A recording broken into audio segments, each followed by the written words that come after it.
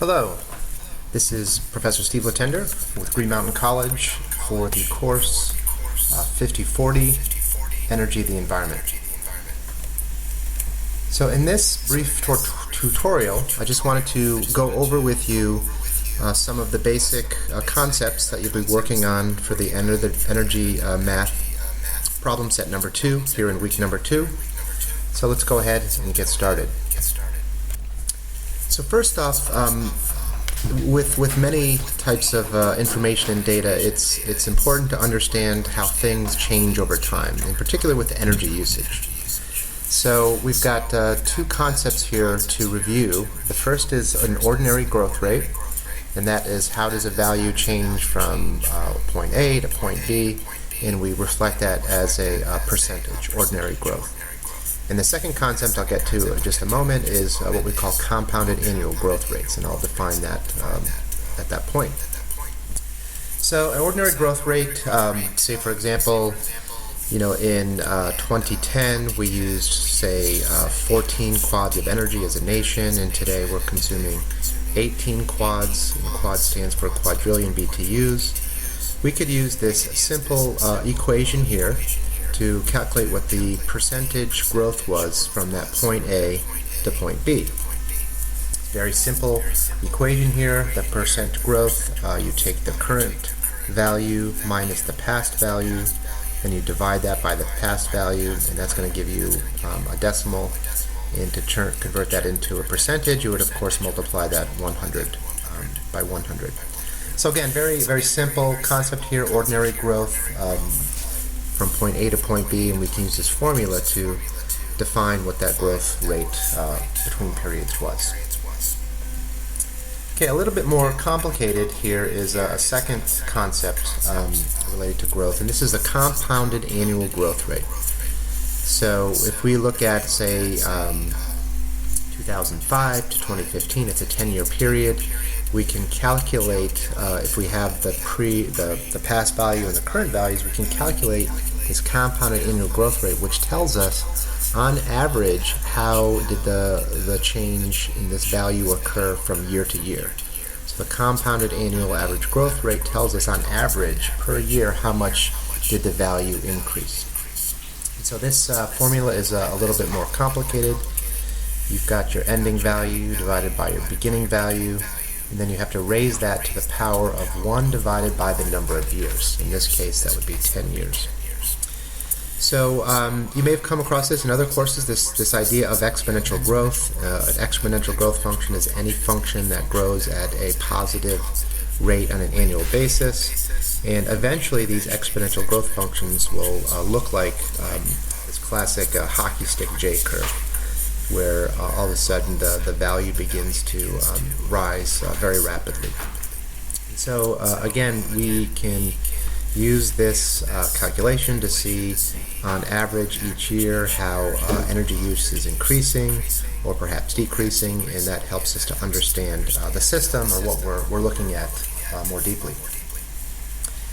The other benefit of these growth rates that we can calculate, ordinary growth or compounded annual growth rate, we can use these to project into the future. We can say, okay, if we grew by 20% between this 10-year period, what would we expect if we grew at 10% over the next 10-year period? We can project out what the future value would be. And here I have a simple equation for that. Future value equals your present value times 1 plus r, and r would be your growth rate. And similarly, for compounding growth, again, this is a value that's increasing at some positive rate each year. The future value equals the present value times 1 plus r raised to the power of n, which is the number of years. And again, this is really one of the benefits of doing these growth formulas. You can project into the future, assuming that historic growth rates continue into the future. And you'll be doing this for this problem set here in week number 2. I also just want to take a moment. I know in week number 1 we introduced the concepts of conversion efficiency and energy return on energy invested. And these both are very critically important concepts, and we do a little bit of mathematics around these concepts. So both of them have, on the top numerator of the ratio is energy out, and then on the bottom, the denominator is energy in. And so energy conversion efficiency is you're going from one form of energy to another form of energy. And so we know, based on the laws of thermodynamics, that that is always going to be less than 1, because we can never convert with 100% efficiency from one form of energy to another. Some systems can be very efficient. For example, an electric motor can be 95-97% efficient, converting 95 to 97% of the electrical energy coming into the motor into mechanical shaft motion. So that's conversion efficiency. Now, energy return on energy invested is more of a broader concept, and it's looking at energy extraction processes. So you put some amount of energy in to drill a well, and that process yields energy coming out of the system. And so this ratio, again, is energy out divided by energy in. And it's not really a conversion efficiency concept. It really is telling us what is the efficiency of an extraction process. If we put 1 unit in, if we get 5 units out. So this ratio, we would expect it would always be greater than 1. Because if you're putting energy in and getting less energy out than you're putting in, then that is not a long-term sustainable process for energy harvesting and extraction. Basically, if you're putting more energy in than you're getting out, then it's not economically or physically worth the effort. So I believe in this problem set you'll do some energy return on energy invested calculations, and I just wanted to make sure that there's clarity in terms of that concept. Although it's the same ratio, energy out over energy in, as a conversion efficiency is a very different concept. So that EROEI, energy return on energy invested, again would be a positive number. Say it's 5 to 1, and oftentimes we share this with the top number, colon, and then the denominator. So there's 5 units out for every 1 unit you get in. And then the net energy, the amount of energy after what you've expended to extract the energy, in this case would be 4. You put 5 units, you get 5 units out, and you put 1 unit in, so therefore your net energy that you get out from this process would be 4 units. And that, again, is a very important concept that we've been studying. There's also another important way that we often look at energy generating technologies is what is the embedded energy in the system, and how much does the energy generating system produce on an annual basis. And we can use those two numbers to come up with what energy economists call the energy payback.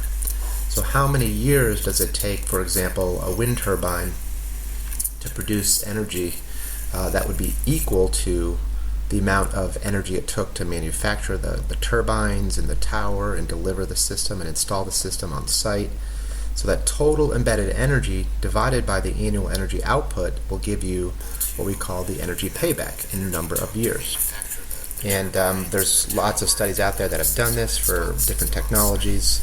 My understanding is that a wind turbine will have an energy payback which is quite rapid, even oftentimes less than 1 year. So within 8 months or 9-10 months, the wind turbine will have generated as much energy as it actually took to produce, manufacture, deliver, and install the system. So it's in a sense it's an important characteristic of various energy generating technologies. Another concept you'll work with this problem set is what we call the load factor, and this is specifically to electricity usage. So electricity, of course, is this very unique source of energy that's produced and consumed at the same time. So the entire system is built around the ability to deliver that peak amount of energy that a building or a system uses. So this load factor gives you a sense of how that peak demand for energy relates to the average demand for energy. So for example, your home may be using 1 kilowatt of energy on average, but in certain hours or certain times a day, you've got your hair dryer on, your hot water that uses electricity is on, if they're all on simultaneously, the instantaneous demand for power will be much greater than that 1 kilowatt. It could be up to 3 or 4 kilowatts. So this ratio of the average power draw of your home divided by the peak power draw tells us what the load factor is. So maybe 30, 40, 50%. So I guess an analogous situation is there's this saying out there says you don't build the church for Easter Sunday Mass. So right at the church is built, it's got a certain amount of capacity, and on those peak holidays it's jammed to capacity, but on average there's many seats that are available. So the same kind of concept is you have to build the infrastructure for electric power production and generation to meet the peak demand. However, we know most of the year that peak demand, that demand for power will not be equal to the peak. It'll be the average demand. And so this load factor of 40-50% is an important statistic that we can look at, kind of the efficiency of the overall system in terms of infrastructure and delivery of energy. So I think with that you should be set to do the problem set here in week number 2. And of course I'm available by email, or give me a call if you have any questions. And I think we'll end there. Thank you.